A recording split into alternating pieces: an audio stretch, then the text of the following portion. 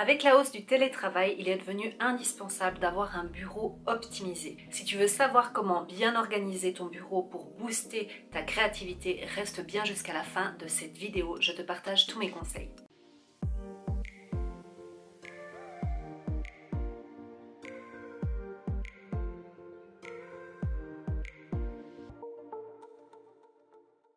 Hello toi, j'espère que tu vas bien. Je m'appelle Anna-Alice et je suis ta coach organisation et productivité. Je suis là pour t'aider à te sentir bien chez toi, pour te sentir bien en toi grâce au désencombrement matériel et mental. Et oui, et si tu veux aller plus loin, je t'invite à télécharger le guide gratuit qui va te permettre d'avoir une maison ordonnée et organisée au quotidien grâce à des checklists.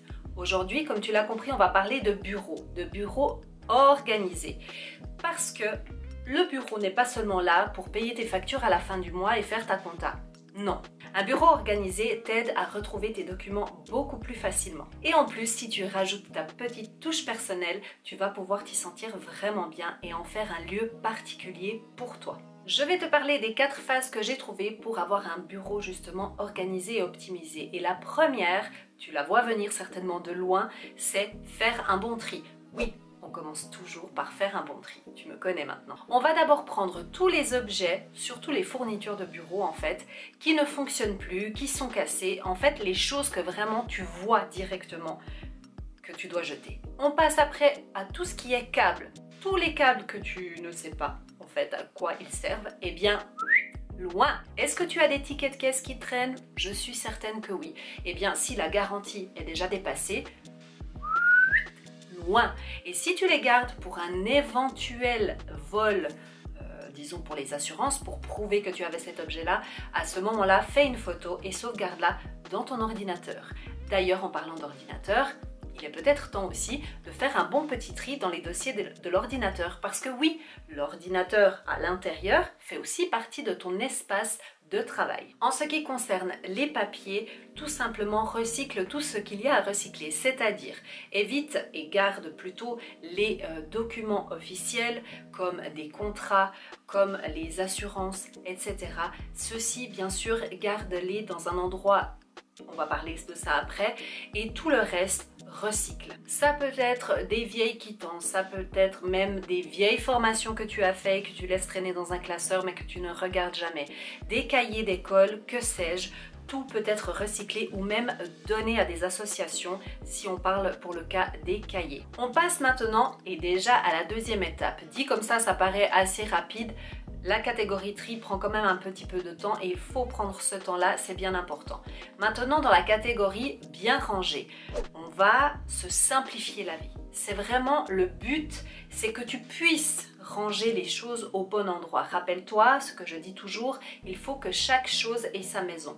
Parce qu'à partir du moment où chaque chose a sa maison, tu auras beaucoup plus de facilité à mettre la chose à sa place dans sa maison. Donc par exemple dans ton bureau, tu vas essayer de ranger un maximum de fournitures, de petites fournitures telles que les stylos, les post-it, les choses que tu utilises au quotidien ou en tout cas 1 à 2 fois par semaine parce que on va pas surcharger cet endroit-là. Et d'ailleurs quel endroit on parle? Eh bien on parle des tiroirs. Vraiment je te parle pas du plan de travail. Le plan de travail on va essayer de le laisser le plus épuré possible. Même si tu n'es pas minimaliste, c'est pas l'idée, c'est simplement pour que tu aies de la place et pour que ça te donne un sentiment un petit peu de zen attitude, ok? Donc on va essayer de ranger tout ça dans les tiroirs. Et je t'entends me dire, si tu n'as pas de tiroir, comment fais-tu? Eh bien tout simplement, tu vas pouvoir aussi, si tu as envie, mettre dans un panier.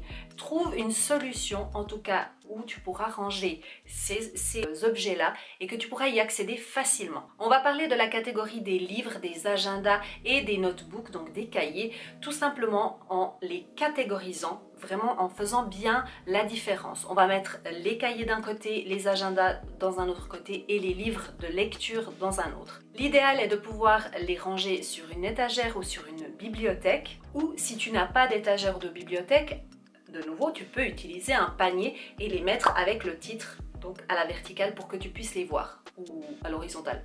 Enfin bref, avec le titre que tu puisses lire. Tu vois ce que je veux dire? Si tu décides de les mettre dans une bibliothèque ou dans une étagère, n'oublie pas d'utiliser je ne sais pas comment ça s'appelle en français, mais un de ces petits gleu-gleu là à la fin qui va permettre de faire tenir les livres pour ne pas qu'ils tombent, parce que c'est assez embêtant. En ce qui concerne les livres, pour un effet plus épuré, je te conseille de retourner tout simplement ton livre sur la partie où il n'y a pas le titre. Alors peut-être que ça ne te parlera pas parce que tu vas te dire mais comment je vais savoir quel est ce livre?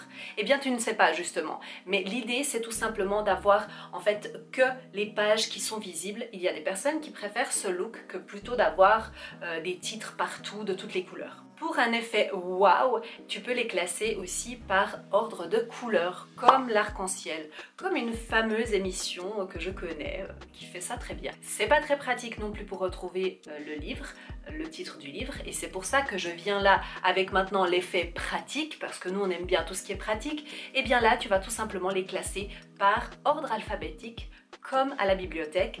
Oui, oui. Et en ce qui concerne donc les cahiers, les notebooks, ces petits cahiers que tu utilises pour faire ton journal intime par exemple, eh bien je te conseille de mettre sur l'échine du cahier l'année ou le mois voilà, qui a été utilisé, pour que simplement quand tu vas essayer d'aller retrouver ton cahier, te recueillir dedans, eh bien tu choisiras la bonne année. C'est plus facile. Pour tout ce qui est câbles, je n'aime pas ça, je n'aime pas ça. Mais j'ai trouvé un organisateur de câbles où tu peux simplement les ranger à l'intérieur. Au moins c'est organisé, tu sais où aller les chercher, et quand tu pars en vacances, eh ben, tu n'as qu'à prendre cet organisateur et elle est belle. Maintenant on va parler d'une phase qui est très importante, c'est de bien classer ces documents, parce que serait un bureau sans classement? Et bien là on va parler de tout ce qui est documents officiels, donc des docs qui sont à garder. Moi je les ai appelés les archives, hein, ça veut pas dire que tu vas les prendre et les mettre à la cave, hein, c'est pas ça, c'est juste que ce sont des documents que tu n'utilises pas forcément, mais que tu veux garder à portée de main au cas où tu dois les consulter. Et là de nouveau on parle des documents de contrat, d'assurance ou peu importe, mais des contrats que tu dois, des documents que tu dois garder absolument. Donc là à ce niveau là, je te conseille d'utiliser soit une fourre accordéon, je te montre immédiatement à quoi ça ressemble, effets spéciaux Man Organise, hop là, c'est une fourre comme ceci, tout simplement j'adore celle-ci parce qu'elle ne prend pas beaucoup de place, elle prend énormément de documents et c'est facile, tu n'as juste qu'à mettre dans la bonne catégorie et c'est rangé. Je te conseille aussi d'utiliser un classeur si tu préfères cette méthode-là. Il faudra un petit peu plus de temps parce qu'il faut faire les trous, aller chercher le bon endroit, peut-être, mais ça va vite, hein, on est d'accord, on va pas chipoter non plus. Mais moi, qui suis quelqu'un qui veut, quand je range, que ça aille vite, eh bien ça c'est pratique, la fourre accordéon, je préfère. Ensuite, pour tous les documents qui sont en cours, c'est-à-dire que tu auras besoin à un certain moment de faire quelque chose, eh bien je te conseille, comme pour les autres documents, les archives, d'utiliser aussi des fours à séparation. Donc on va pouvoir utiliser exactement le même principe de four accordéon. Je n'utiliserai pas de classeur parce que justement comme on va les utiliser, eh bien on va de nouveau devoir les enlever. Moi j'utilise simplement même des fours toutes basiques en plastique où tu mets simplement le nom de ce que c'est et tu vas simplement classer à l'intérieur. Et là j'ai séparé en 4 catégories. À traiter, à payer, à classer et en attente. Ces 4 catégories sont indispensables pour moi et tout simplement aussi je voulais préciser et j'ai oublié avant que tu peux aussi au lieu des fours avoir tout simplement des bacs qui sont séparés en 4 justement, que ça soit en vertical ou ces bacs qui sont comme ça hein, empilés si tu veux, et bien simplement de les glisser à l'intérieur. C'est vraiment selon ton espace et selon ce que toi tu préfères. Donc il faut que tu te connaisses un minimum et que tu te dises ok, est-ce que moi je suis plutôt visuel, quelqu'un qui va pouvoir laisser justement ses bacs dehors sur un meuble et ça ne me dérange pas, ou bien est-ce que je suis plutôt quelqu'un qui va ranger dans un tiroir, dans une fourre pour ne pas les voir? À toi de décider et à toi de savoir. Et pour la dernière catégorie, c'est personnaliser l'espace. Et oui, parce que de mettre un petit peu de ta personnalité, ça va faire que tu vas te sentir beaucoup mieux à l'intérieur de ton bureau et que tu vas être plus créatif, plus productif et tout ça, tout ça. Donc ça, c'est ce qu'on veut vraiment atteindre comme niveau, ça c'est le... attention ici, le high level, tu vois. Une fois que tu as trouvé des rangements pratiques, que tu as réussi à mettre et classer et trier, et bien à ce moment-là, tu vas t'intéresser aux petits détails. Et les petits détails, qu'est-ce que je te conseille? Eh bien moi, je te conseille une petite plante parce que ça amène de la vie, ça amène de la couleur et vraiment, ça change l'ambiance dans une pièce, peu importe laquelle d'ailleurs. Peut-être une petite photo pour personnaliser ton endroit et ça marche aussi par exemple au travail. À toi de voir si ça te plaît ce genre de petite décoration. Qu'est-ce qu'il y aurait encore? Et pour celles et ceux qui me disent mais moi j'ai pas trop d'idées, j'ai pas trop de goût, etc.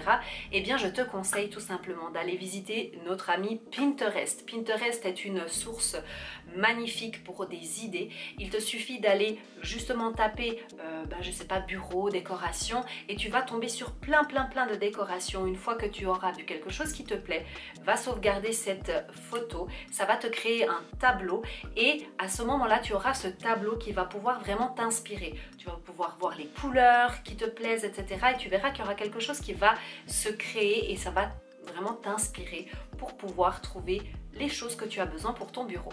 Et encore 2-3 petits autres conseils ici et là qui n'allaient pas forcément dans les autres catégories mais que je tiens à te donner en plus, c'est que oui, on va faire que notre bureau soit joli pour qu'on se sente bien dedans, mais il faut surtout qu'il soit pratique. Et dans pratique, il faut, selon mon avis, dans un bureau, qu'il y ait une station de chargement. C'est-à-dire un endroit où tu vas mettre tous tes chargeurs et où tu vas pouvoir déposer tes téléphones pour simplement charger tout ça et ne pas les avoir dans ta chambre à coucher. Capitaux ou pas capitaux? Pas de téléphone à côté de toi. Enfin, moi je charge mon téléphone à côté de moi. Voilà! Et aussi mets des petites étiquettes sur chaque câble pour savoir à quoi correspond quoi parce que des fois tu en as vraiment beaucoup et tu ne sais pas. Alors je ne te parle pas du chargeur de téléphone parce que tu le reconnais, mais plutôt quand tu as dans une boîte, tu vois, des câbles qui sont tous pareils, qui sont des rallonges ou des choses comme ça, de mettre une petite étiquette et savoir ce que c'est toujours pratique. Voilà! Et pour la petite question du jour, je me demande, toi, si tu as plus de difficultés justement à trier, à classer, à ranger ou bien à décorer parce que vraiment ce sont quand même 4 choses bien distinctes et peut-être pour une tu as beaucoup de facilité et de plaisir, je pense notamment à décorer peut-être, et pour d'autres un peu moins. Quelle est celle qui te pose le plus de problèmes en commentaire? Nous arrivons à la fin de cette vidéo, j'espère qu'elle t'a été utile, qu'elle t'a aidé à trouver de l'inspiration pour voilà, aménager ton bureau. Et n'oublie pas de venir me suivre sur Instagram, c'est là que je suis plus ou moins au quotidien, que tu peux suivre les aventures de Nana organise. Et aussi n'oublie pas que j'ai toujours la formation en ligne qui te permet d'avoir une maison organisée de A à Z en passant par le désencombrement jusqu'à mettre en place des bonnes habitudes et des routines. C'est tout ça, c'est par là, je sais pas où, ça apparaîtra par ici. On se dit à la prochaine, n'oublie pas de venir voir la prochaine vidéo ici que j'ai cité des astuces de rangement, mais cette fois-ci pour ta maison, pour que tu puisses ranger comme une pro et savoir si tu dois plutôt choisir des étagères ou plutôt des tiroirs. Eh bien cette vidéo te répondra. Et n'oublie pas de t'abonner à ma chaîne. J'ai chaud, j'ai chaud, j'ai chaud. N'oublie pas de suivre tes rêves car ils connaissent le chemin. Ciao, bye bye.